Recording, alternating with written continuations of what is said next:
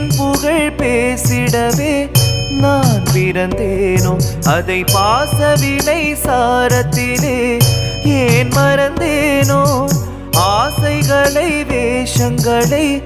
நான் விடுவேனோ அந்த மாசகன்ற சோதியனை சேர்ந்திடுவேனோ